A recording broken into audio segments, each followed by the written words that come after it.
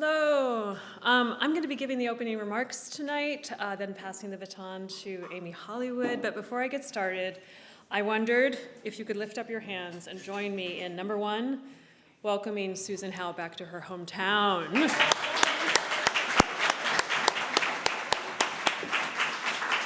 And two, in celebrating last week's triumphal news that Alexis Pauline Gumbs has just been awarded the Wyndham Campbell, even though it's a Yale thing.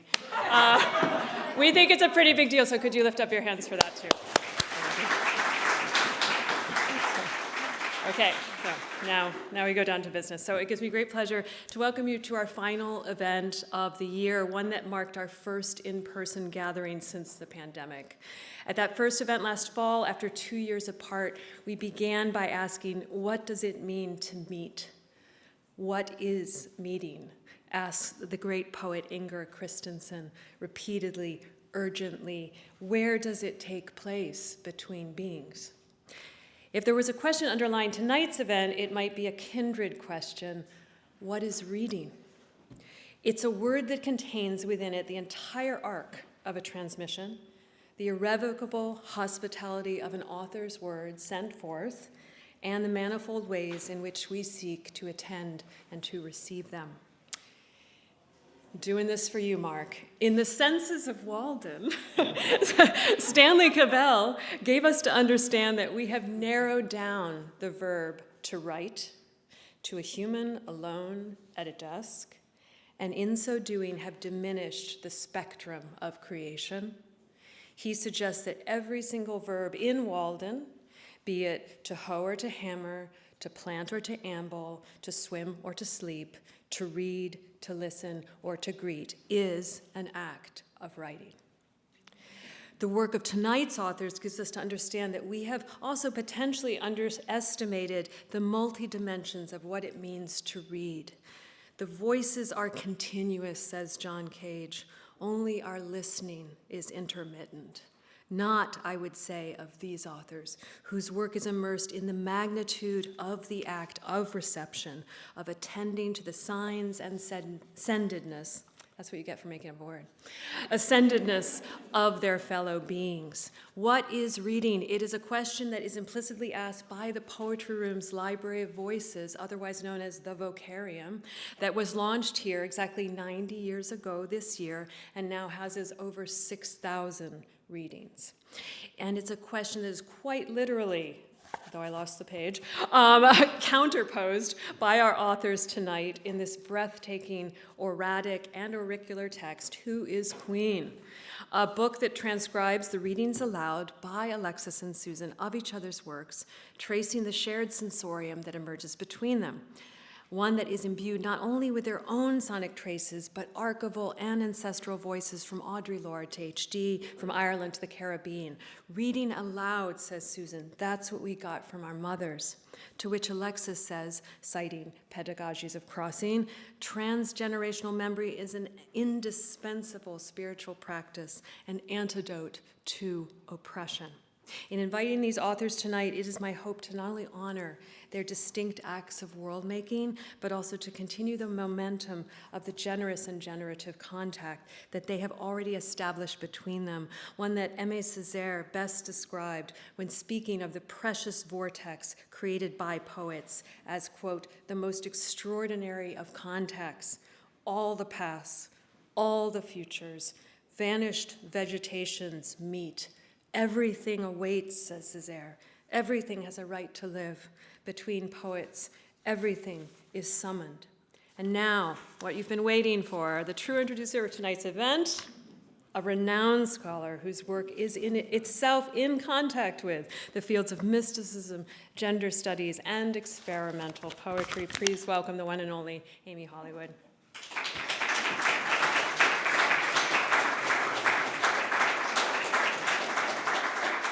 Hi, everyone. It's great to see people. I know I am not what you were waiting for, so I will get to this quickly.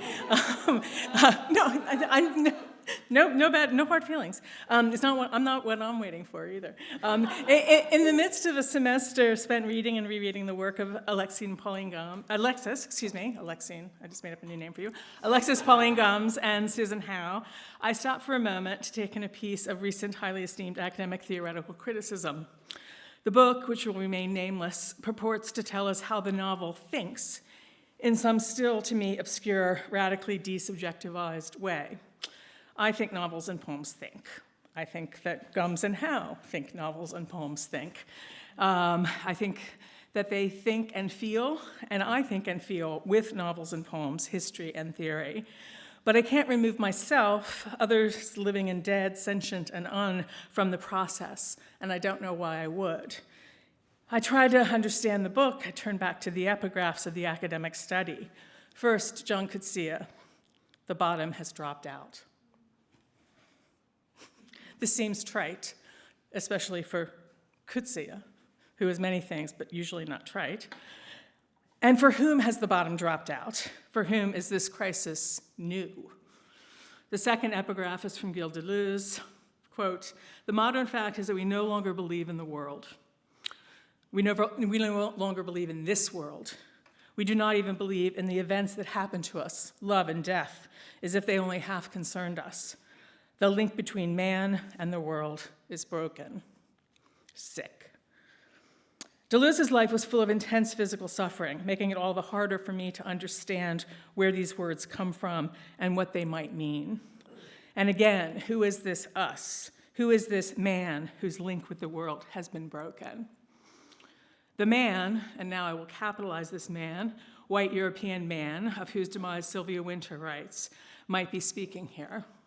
Yet I don't want merely to dismiss the muted agony of Coetzee and Deleuze's words. I want instead to name them as the tensile antipode to what I see, hear, feel, understand, imagine when I read the work of Gumbs and Howe, both intent on uncovering the voices of lost ancestors, buried relations, those whose stories are only partially, if at all, told in the historical record, the poetic, literary, philosophical, religious, scientific record created largely for and by man.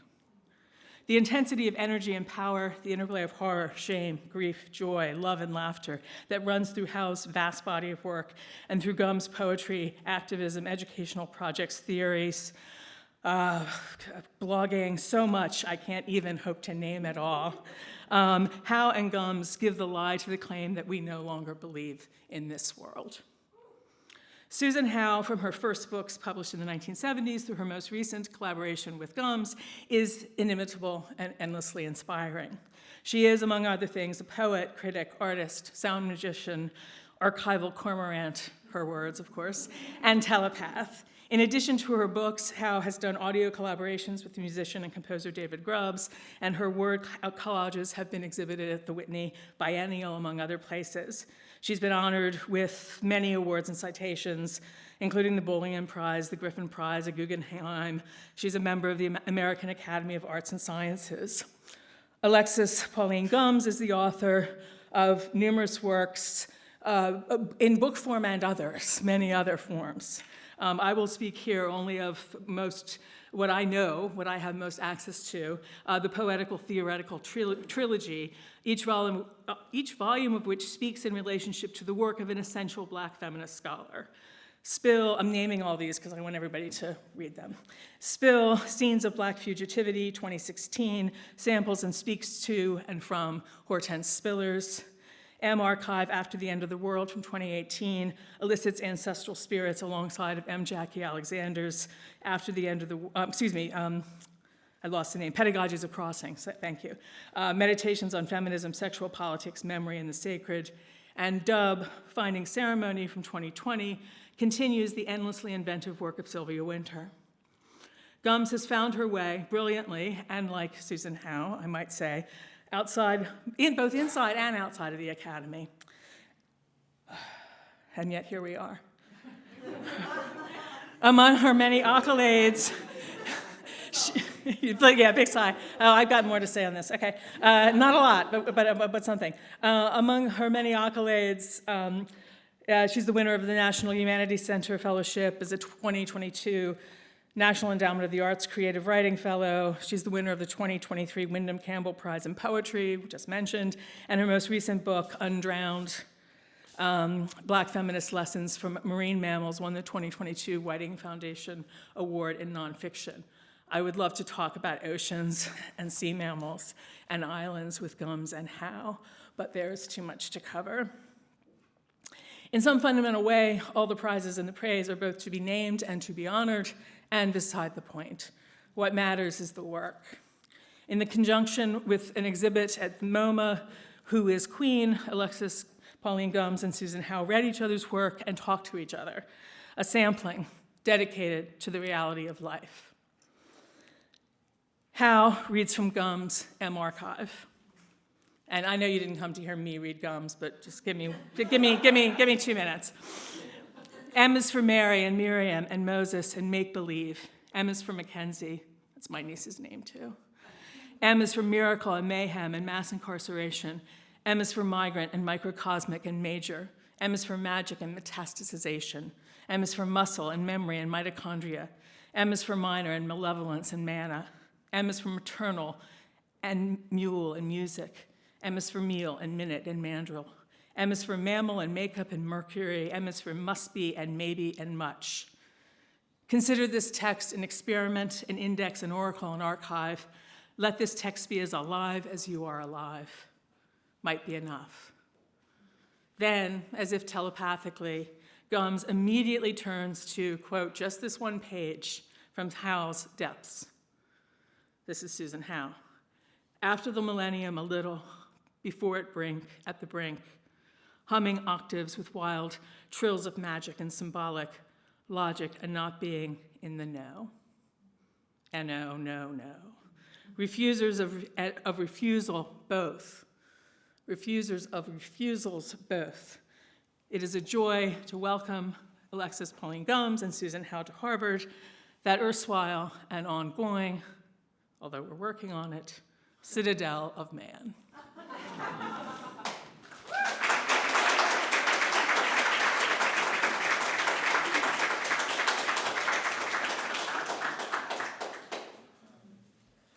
Thank you. I'm tempted to say that I'm also not the one that we're all waiting for, but June Jordan says we are the ones we've been waiting for, so I will stand in that truth. Really honored to be here. And I'm going to take some breaths, so if you want to make sure you're breathing, especially as we meditate on what it is to regather and be with each other, feel free to join me. I'm going to mark my inhale and exhale. Inhaling and exhaling. Inhaling and exhaling.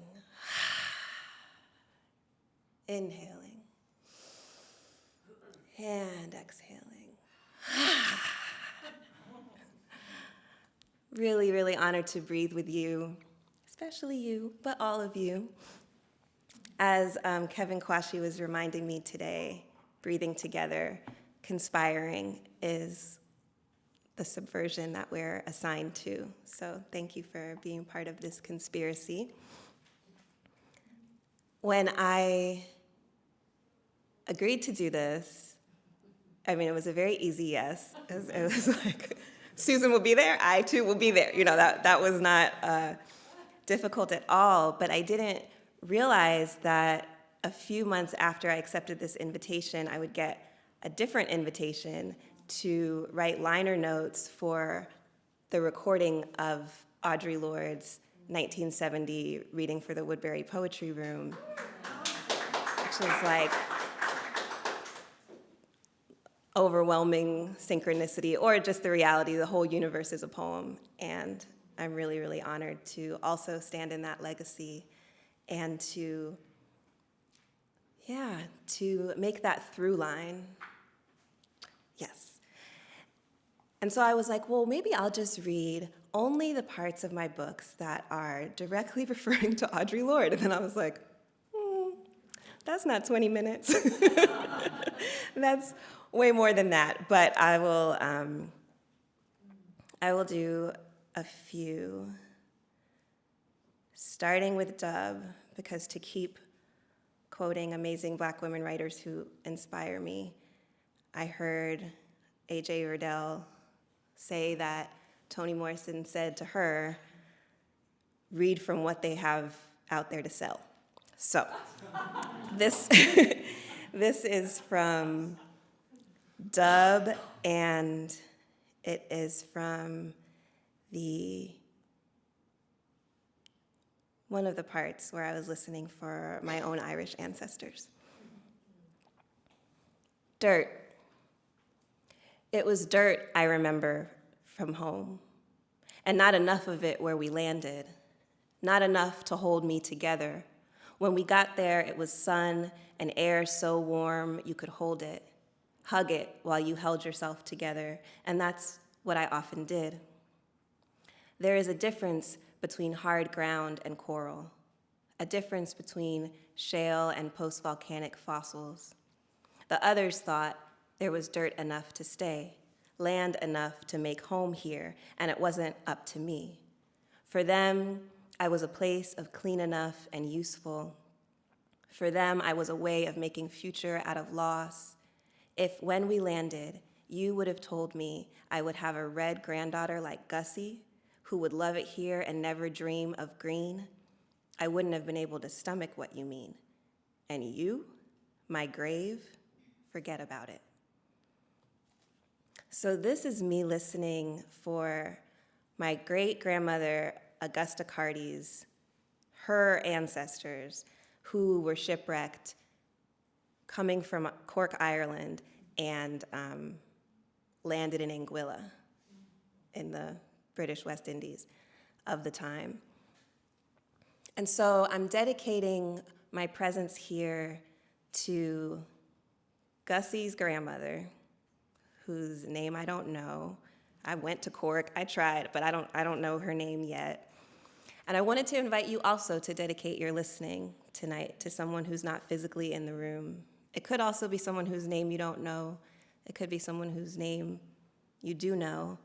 You might have a way to refer to them, like Gussie's grandmother is just my map to this ancestor. And I want you to turn to your neighbor and tell them, who are you dedicating your listening to tonight? Go.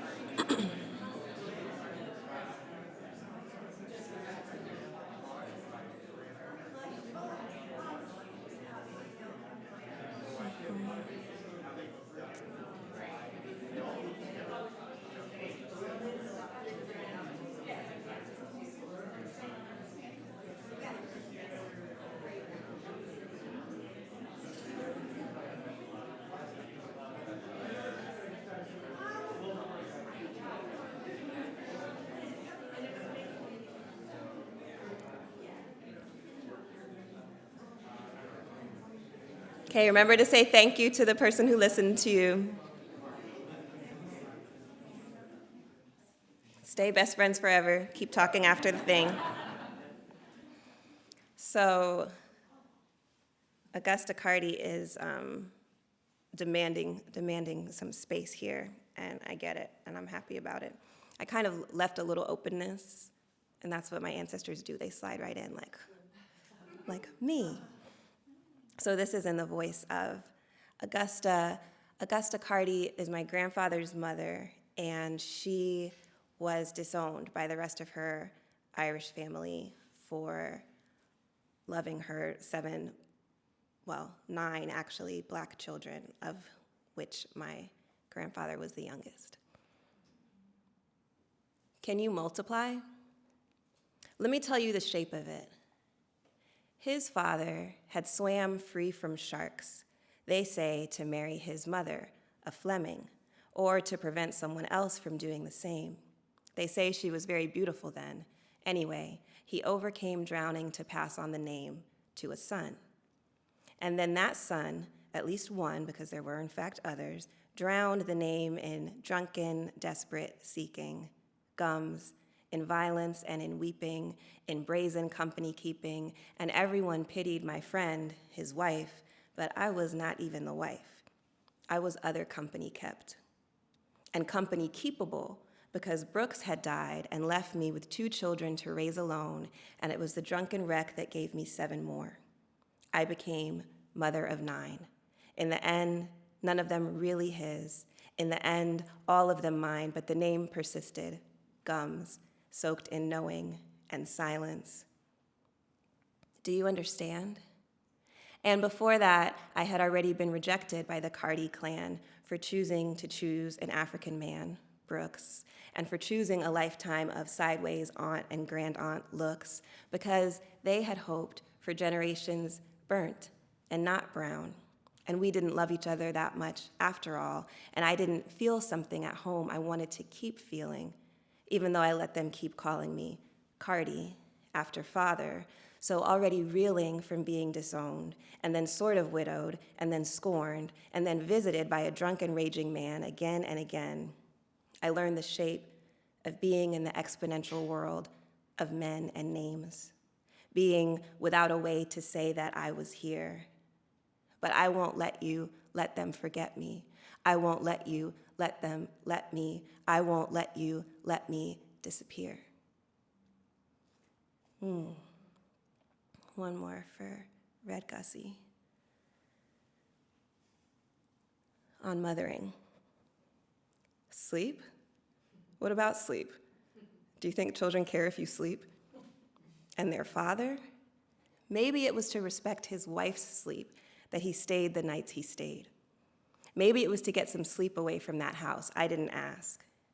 Yes, I slept like a whale. One part of my brain always alert to drowning. I always heard when he crept in. I always heard when he crept out. Yes, I slept like the shipwrecked granddaughter I was. The soothing depth of water can kill you. There are rocks and coral all through here. If I slept like a mother of 9.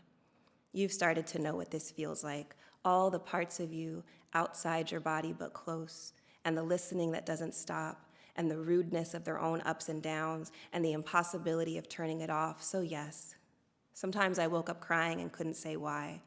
But at some point, I didn't really wonder. You learn this on an island.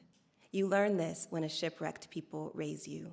You learn this from the sweat of an island man. You learn from the snot of your beautiful children.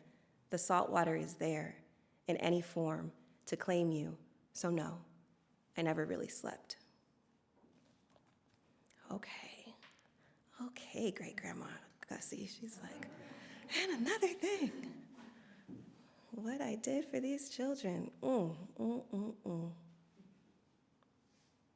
Okay.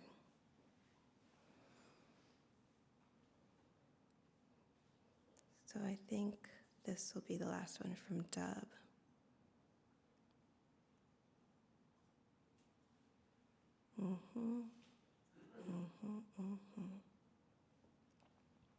Actually, maybe I think I'm going to actually move on to Spill. And as Amy was saying, Dub was all in conversation with Sylvia Wynter. Spill is all in conversation with Hortense Spillers, whose papers you should visit at the Pembroke Black Feminist Theory Archive at Brown when you get a chance. It's not that far. I just came over from there today.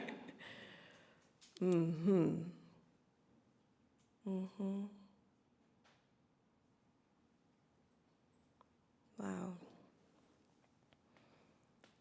And this is from a section of Spill called What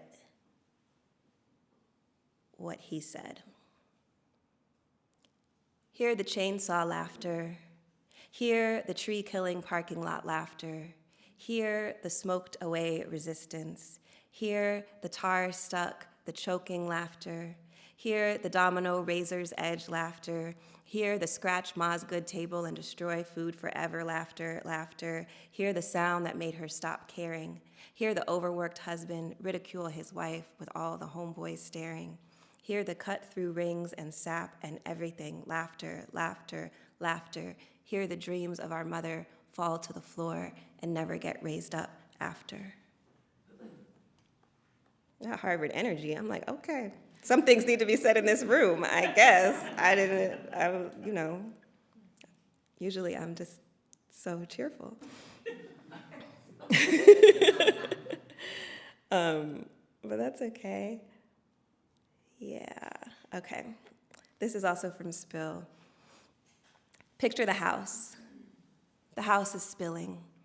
There are hands out the window, but the doors have barricades. Picture the hands. The hands are crucial.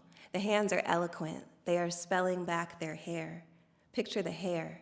The hair is heaping. The hair is helping. The hair will overtake. Picture the help.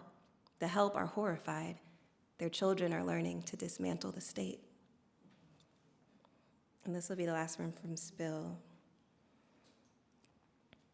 There was always the one that walked the dirt path crooked, infringing on the grass, that cleared the forest in some Adinkra design that for sure could only be seen from heaven, that wore out the outside of one shoe and the inside of the other from their everyday crooked tendencies, the one that danced, plotted, planted, eventually drove as if he was falling down, as if her ear loved the ground, as if he was suspended from above by a lazy God she loved enough to keep believing in.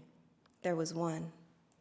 Every village, every small town, eventually every zip code had one and needed that one so they could measure their straightness, 90-degree their angles, perpendicular their walks, relief. But then something happened, and the sideways dancers, dirt path deviators, asymptote tracers started to lean towards each other more and more. And they found each other on corners, stunned and grateful to have people who could look into their diagonal eyes, their own people with no desire to adjust their half-cocked hats. They found each other, and they reshaped the streets together with their feet tending to tilt sphere. And the townships who had lost their tilters questioned their own straightness, shaped themselves to questions, curved in other ways. They didn't think to wish that their crooked fools had stayed. They just looked up to the sky and asked, and listened to the ground and didn't realize that their angles grew acutely towards the sound of walking sideways, and they found themselves leaving town down the same routes that had erstwhile always led them home. They roamed out of earshot of the talking drums and bells that had forever held them well, and they found music that made them doubt and made them jump and tilt and shout. They found each other. And then the tilting magic spread like a lightness in the head, an orientation toward the dead while we're still living. And our streets became forgiving, and our buildings became round, and we gave up straightness, and guess what? Nothing was missing. Yeah, okay. And I think I'll read from Undrowned, and then I'll close with something from MArchive.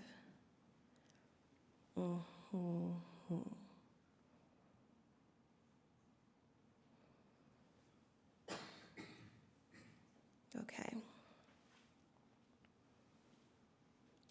The bowhead whale lives for centuries and could potentially grow forever.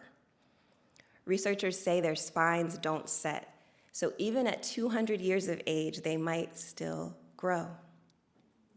Yesterday, as of that writing, through a dear friend, a complete stranger gifted me a whale vertebra that might be from the eternally possible spine of a bowhead whale. What a heavy piece of oracle. Yes, honor the bowhead whale, whose large proportion of body fat keeps them warm enough in the Arctic to outlive the various weapons used to kill them over time. I have said it before, I will say it again, fat is a winning strategy. New research suggests that young bowhead whales may even take nutrients from their bones to further grow their baleen, the food filters in their mouths, in order to be able to eat more krill, grow more fat, live more better. Evolutionary geniuses. My own backbone has been teaching me something too. My pediatricians diagnosed me with scoliosis as a school-aged child, and we may never know if I was born this gorgeously crooked, or if the early weight of heavy books caused a shift in how I would carry myself through this life. What we do know, the books certainly were heavy, and I haven't yet put them down. And also, I walk, sit, and move in the world in a way that overstretches part of me, compresses the other side. My spine shoulders the tense work of keeping me together, keeping me from falling over as I lean through hallways, doors, and other passages. Some say that the descendants of the survivors of the Middle Passage all have our own version of pelvic and spinal tilt, of makeshift movement, of putting our bodies back together to somehow carry what we should never have had to carry.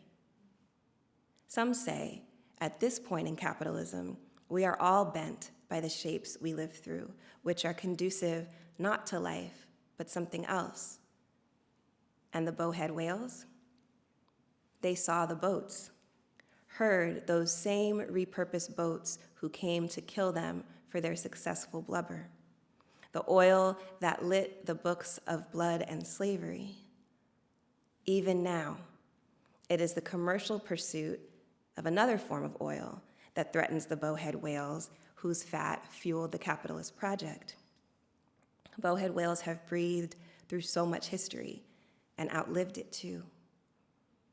What does it mean? What does it take to grow regardless? Just this year, I am learning to retrain my core muscles in a way that gives my back a break from all the breaking it has been doing over decades, using a method developed by an asthmatic athlete named Joseph Pilates, translated by a Black feminist filmmaker named Lana Garland. In September 2019, along with some folks with endometriosis, or who walk with canes, or who live with other chronic shapes of tilt and pain, sometimes a result of trauma, I kayaked for a week. Not straight, but well. And I thought about how in between each vertebra there is a story, pinched and breathing. And I felt how far I really have to grow. And though I don't have the luxury of centuries, I do have reach. I do have all the ways you stretch me. I do have violence to outlive, and ice to break, and songs to sing. I do have so much fat to earn, and love to offer, wisdom even, in these bones. I didn't know I was going to read that one. Thank you for the ancestral curators and the living curators for that. Yeah, for the space. And this is from MArchive. And I think I'll just close with this, because there's also something I'm waiting for. And MArchive, as Amy said, is always in conversation with M. Jackie Alexander, beloved teacher. And this is very explicitly in conversation with Audre Lorde as well. This thing about one body. It was the Black feminist metaphysicians who first said it wouldn't be enough, never had been enough, was not the actual scale of breathing.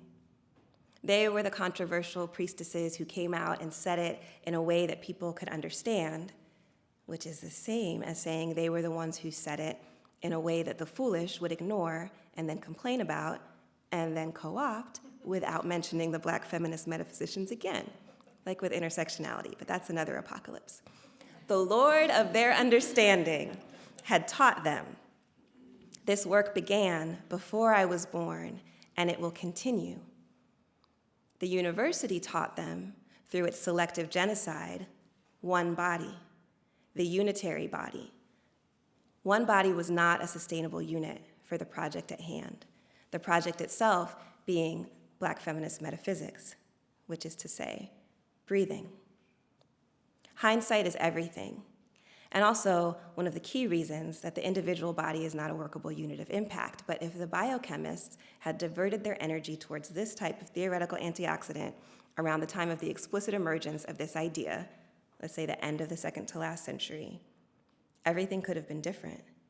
If the environmentalists sampling the ozone had factored this in, the possibilities would have expanded exponentially.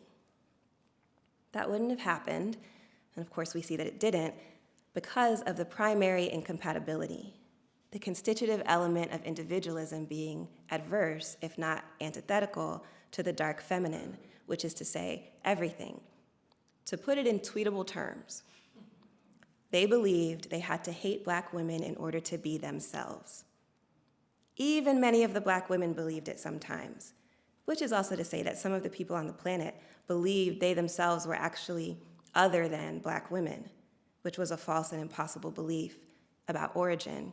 They were all, in their origin, maintenance, and measure of survival, more parts Black woman than anything else. It was like saying they were no parts water, which they must have believed as well. You can see what they did to the water. The problematic core construct was that in order to be sane, which is to live in one body, which is to live one lifetime at one time, which is to disconnect from the Black simultaneity of the universe, you could and must deny Black femininity and somehow breathe. The fundamental fallacy being, obvious now, obscured at the time, that there is no separation from the Black simultaneity of the universe, also known as everything, also known as the Black feminist pragmatic intergenerational sphere. Everything is everything. They thought escaping the dark feminine was the only way to earn breathing room in this life. They were wrong.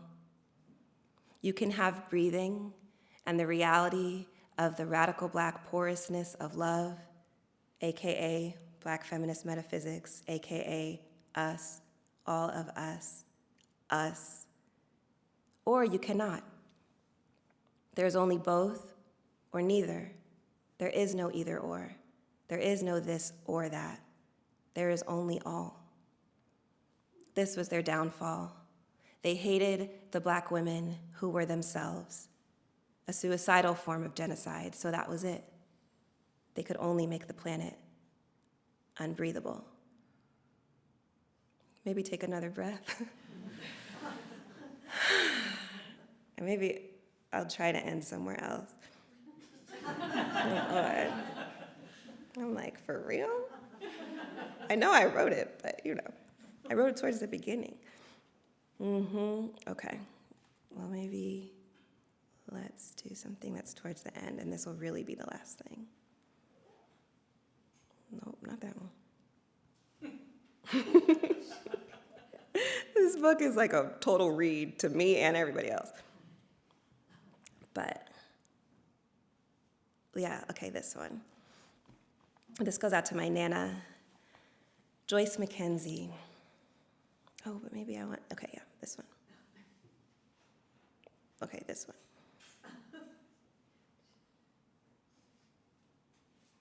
For Mackenzie, for both Mackenzies. They used wax, crayons across the paper on the floor, and one of the last remaining record collections. They drew what they could remember in color, using sound to reach back because the world didn't smell like itself anymore. The oldest among them remembered landscapes of grass and drew flat and rolling greens from where they sat. And the younger the people got, the more they remembered brown. And then more orange, and then red. The planet itself had to signal stop in their symbolic codes. But by that time, what else could they do?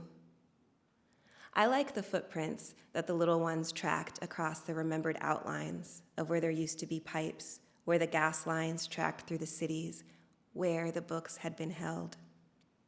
Let's shape our new home in the contour of the last toddler footprints in honor of the ones who walked away.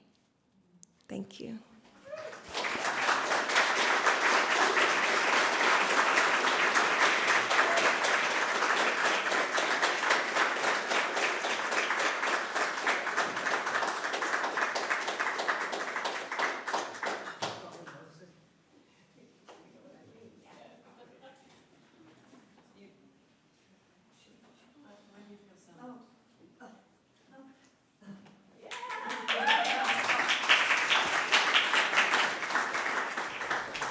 It's a whole different thing with the notebook and the paper, not a computer. Anyway, it's just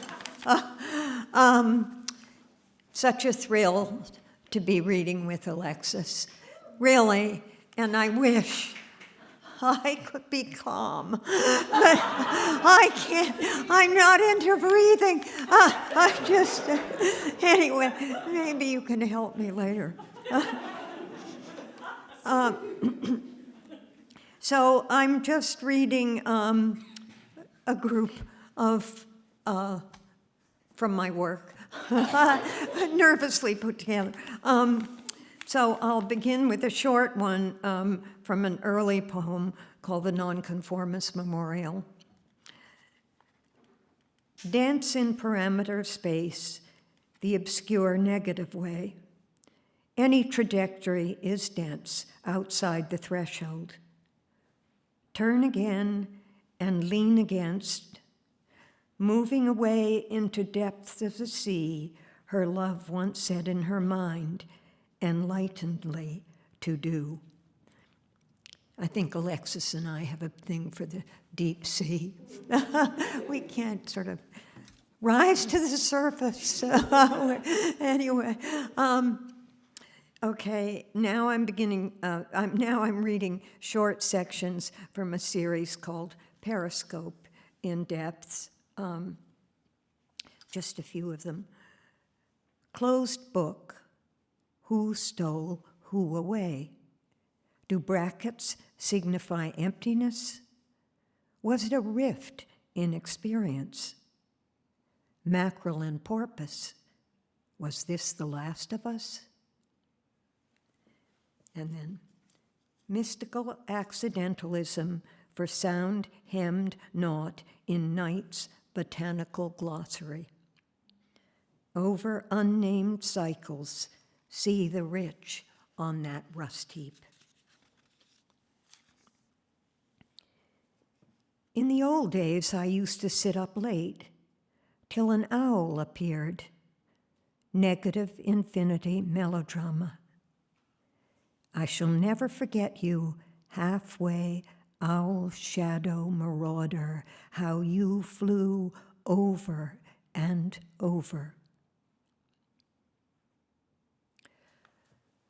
A day without yesterday, mackerel sky over Boston.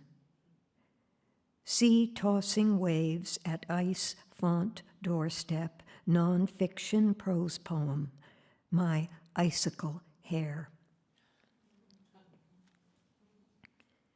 These quiet stars, each intelligence sealed from us.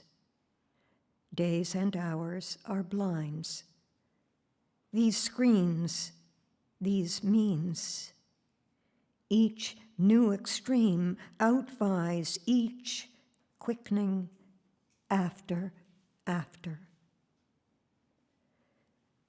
the millennium, a little before, at the brink, humming octaves with wild trills of magic and symbolic logic, a not being in the know. Now I'm going to read sections from Spontaneous Particulars, and this book, of course, was inspired both by my love of libraries, but also by William Carlos Williams' great long poem, Patterson, particularly the library section, and he worked on Patterson from 1945 through 1958. But I'm reading, I have to say that I'm well aware that the threat our libraries are under at this time in this country, which is such a tragedy, and we should all be worried, very worried. So, having said that, think in stitches, think in settlements, think in willows. Things in themselves and things as they are for us.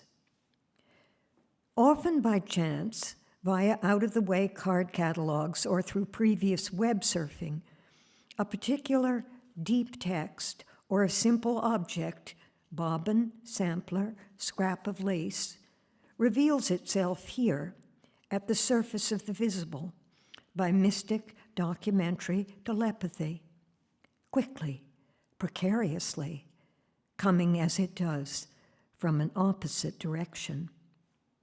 If you are lucky, you may experience a moment before. The as yet air moon rent hang poised rift and air, nor had all at the far reaches of who at both land and or swim in flew of things, oh, odds, fla de g fla k.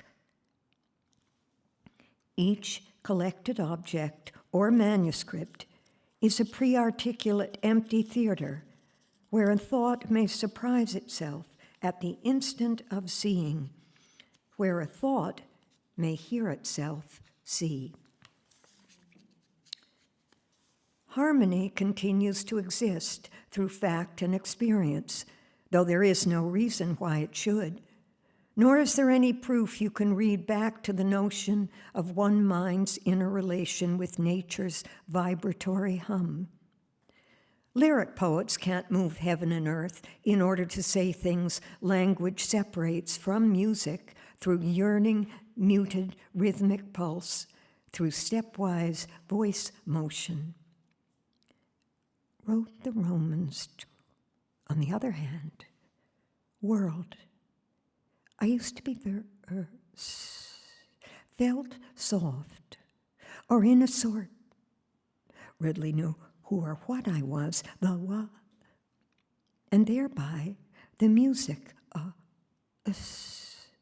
and therefore lost I was. Consulted with myself about it, and was ready. In research libraries and special collections, words and objects come into their own and have their place again. This known world, this exact moment, a little afterwards, not quite. William C. Williams, M.D., phone Rutherford 36969, 9 Ridge Road, office hours 1 to 2 p.m. except Friday, evening 7 to 8 p.m. Monday and Thursday. I love the locust tree, the sweet white locust, in flower as Shelburne writes. Prescription. Prefatory writing, order, rule, the establishment of a claim of title to something under common law by virtue of an immemorial use. A recipe, a written direction for the preparation, compounding, and administration of a medicine. Name, age, address, date. When we were children, playing games of hide and seek, the person chosen to be it, now turned round alone and counting, was supposed to keep looking in spite of snares and false resemblances. Ask the librarian behind the desk for a cardboard box of labeled file folders containing singular whispering skeletons. Place one in my looking-glass hands. This consecrated branch transmits to posterity the benefits of seeds or buds hidden in trees for thousands of years. Previous work I've done in terms of manuscripts and archives led me to the massive collection of the papers of the 18th century New England theologian, some say our first American philosopher, Jonathan Edwards, housed in New Haven's Beinecke Rare Book and Manuscript Library. Jonathan Edwards was the only son among 10 unusually tall sisters, their minister father jokingly referred to as his 60 feet of daughters, unquote. Their mother, Esther Stoddard Edwards, also known for her height, taught her 11 children and others in their Northampton farmhouse.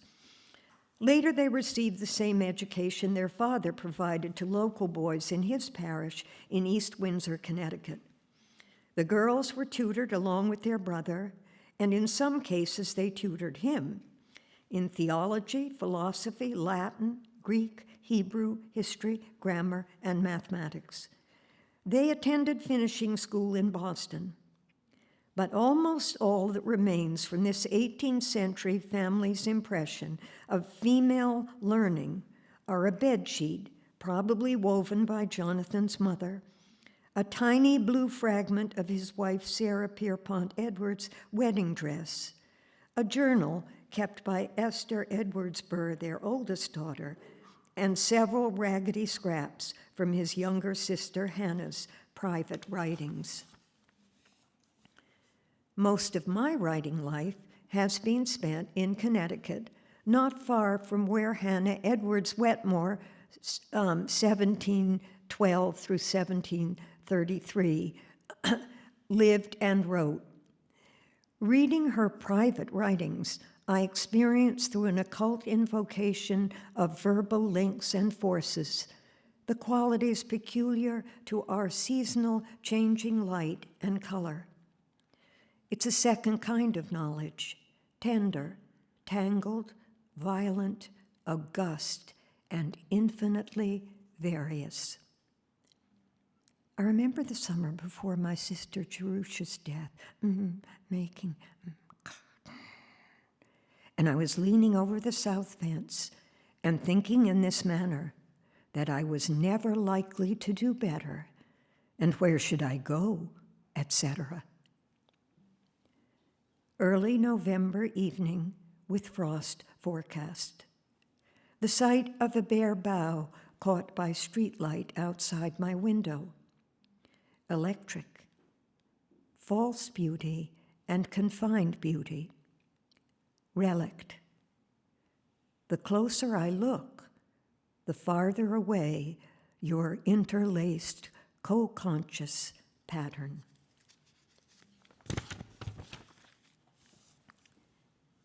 Fragments. Feed and shelter it. And when I was still another behest which it, nevertheless I endured it. Why? Which gave us our body. Takes it. Bear it? I love it, says somebody. Was just now saying, is it not natural? You, this very affection? But the says, let it go now, and have with it. Poetry has no proof, nor plan, nor evidence by decree in any other way. From somewhere in the twilight realm of sound, a spirit of belief flares up at the point where meaning stops and the unreality of what seems most real floods over us. The inward ardor I feel while working in research libraries is intuitive. It's a sense of self-identification and trust, or the granting of grace in an ordinary room in a secular time. And I'll end by reading some passages from my most recent book called Concordance, the section called since, and this is just cobbled together, collaged together, eccentrically. Okay. Since, ghostly step, pre-articulate hop, always is a reader, going on with little and great hops. Names set off phonological sparks, and echoes can be seen as rungs on a veil ladder. When the real and symbolic melt into each other, is it possible for phonological spirits from another world to scatter visible shadow mortality over the presence of the violent, unknown, no matter what? Scissor a stricken rabbit crying out. What if each free-moving mirror phoneme corresponds to unexpectedly unconquerable hopes descending from the symbolic relation in cipher? Mary Temple, Fanny Dixwell, Clover Hooper. I have your bags packed, but might lose them.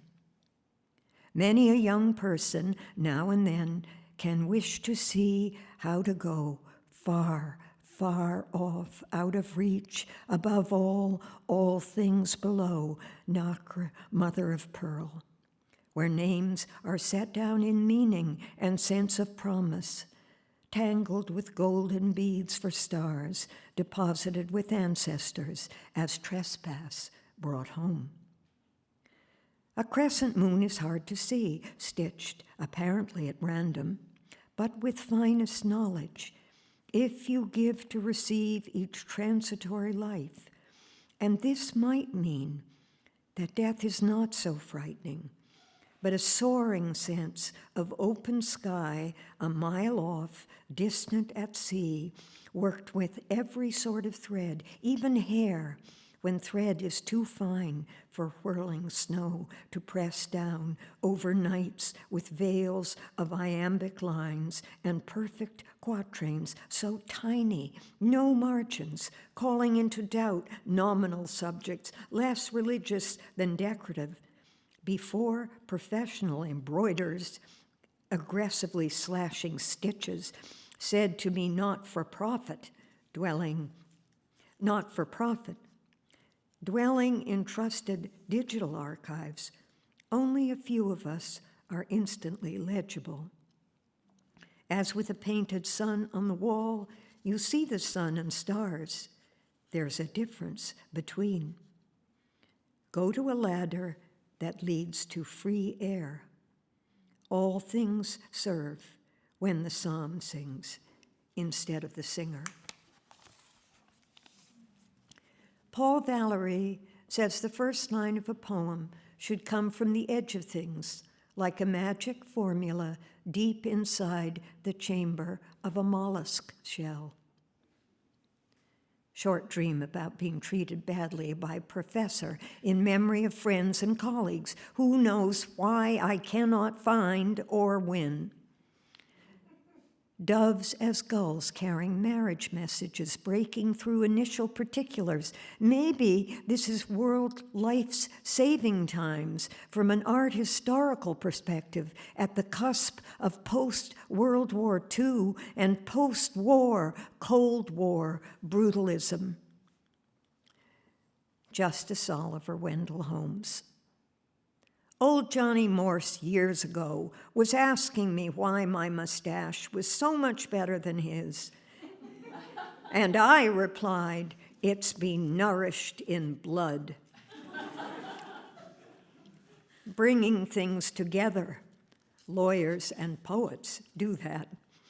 Seeking for truth in the rage darkness where the 42 judges of the dead are seated and one of the supreme 9 waves each heart against a feather. Down at the heel, scullion of fate will never settle on something when all is passing scurry and watershine changing. Nothing remains but the beauty of this sheet of paper waving like a sail, scudding between phonemes and syllables. as if the wind has blown a flower of the field from Pangaea in Permian time, when Earth was one continent with one Panthalassa ocean. Google again for the source of my quotation, and I'll fetch you another governess-related origin in grandmother glossolalia, kinesthetic, shadowy, defining other metaphoric surface embroideries, folding and fracturing, retracing convoluted needlework patterns. You don't get to see where you think, you don't get to where you think after extensive field work, just for a chance to see Pangaea break apart in a process that leads to the birth of the Atlantic Ocean 20 million years before the public is ready for twilight liberalism. Temples, amphitheaters, acres of gardens, artificial lakes and side doors, tears of blood, dissenters, dinosaurs. A world without America in it, rushing along the distance between now and then. Possession and dispossession. Late poems tiptoeing on a philosophical threshold of separation and mourning for an irrevocable past, holding to memory the death of memory, condensed through concordance logic, lit by a hidden terrain where deepest homonyms lie unpersuadable. Names stand out in single isolation, not for what they say or for what seems to remain unsaid, stepping out as much as you like. Each slight verbal reference or connection gets lost, though found, by some inherent sense of form in every respect but touch, linking the always undiscovered country to all families on earth. There is no other way Eve, the unknowable author of life, will live to teach others, bruising the serpent's head from years of treading water under history. Ideas are her undercover. Only shells remain as placeholder, keeping her spiral self safe somewhere far off. She lays siege to your heart in spirit of the occult, as the setting into the work as truth made to blend others, so that wrath is not the last thing. Knowing birth is identical with death, and even mercy seasonable in days of affliction. This has something to do with ecology, with what lies buried on the ocean floor. Shields and sails and ships cast down, eons before house and home, even before time, as the roofed gateway in which a bier is placed, before again disappearing. Down at the pier, waves are whipped up and breaking against no man's land, an offshore granite outcropping, not even half an acre wide, where gunpowder used for quarrying was stored before World War I. Wren alarm calls, wood to wire, intelligence. Trees listen and wait. For now, in haste, I am going to a sea strand 6 centuries off in search of cockle shells for cutting ceiling silhouettes. Thank you.